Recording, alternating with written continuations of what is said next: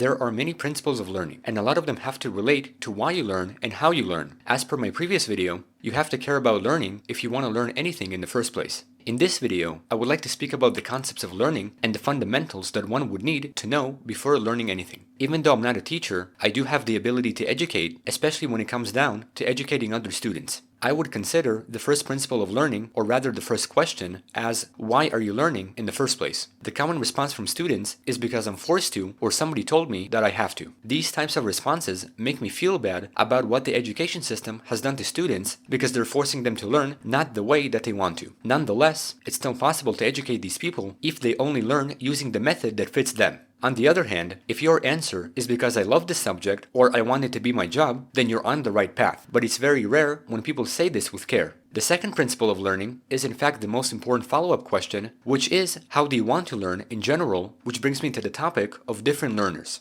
What I mean by different learners is having one person who learns one way and a second person who learns in a different way. In these cases, they start to learn two different things differently, which creates a mess that only becomes bigger as more people join in. Contrary to popular belief, every person is unique in their own way because every person has their own unique way of learning. At first, there may be auditory learners who need to hear the subject matter because it works perfectly fine for them. Listening to music or a language being spoken are good examples, and there are many more to come. Visual learners are people who might need to see the subject matter to learn it perfectly. Looking at colors and shapes to design something is just one example to use. Kinesthetic learners are hands-on learners, meaning that they need to physically touch and put their hands on whatever they learn. Driving a car, playing a musical instrument, or solving a Rubik's Cube are all examples of this style. At last, there are writing or reading learners who need to physically write or read the subject matter so that they can understand it in their own way. Reading books and writing mathematical equations are again good examples of this style. All of these learners learn one way and one way only, and it doesn't matter if you try to teach them differently, they will always tend to lean towards their way of learning. You can teach them anything to death, but up until they don't learn it their way, they will not learn anything. And that's the whole premise of this video. Always ask yourself, why are you learning and how do you want to learn in the first place? If you're forced to, at least try to learn what you learn your way. But on the other hand, if you love your subject, then you can still choose your best way of learning. In conclusion, these are just my principles of learning. Caring about learning, giving yourself a reason to care, understanding why you're learning, and choosing how you want to learn. From what I've said, you don't necessarily have to follow with any of these principles, but they're good concepts to keep in mind.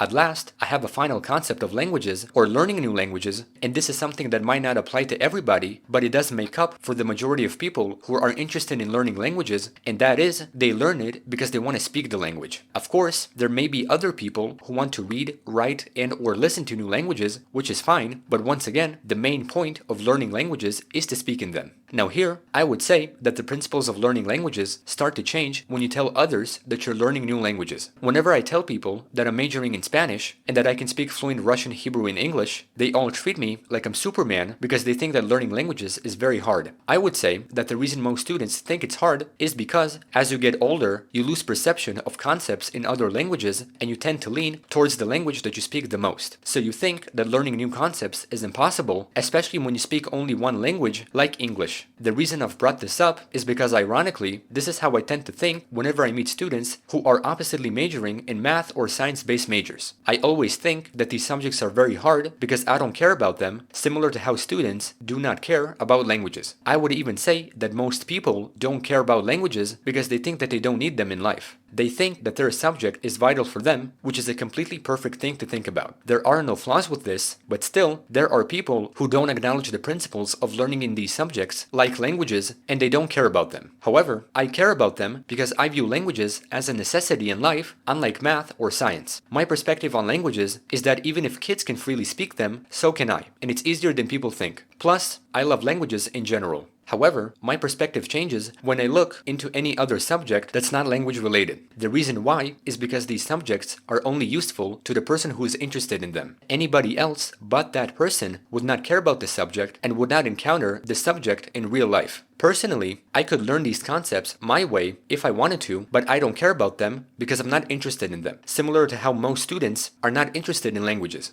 This is how I view these subjects, and this is how students view languages. And it's perfectly fine to view these things from both sides. Thank you for watching, and I hope that you learned something from this video.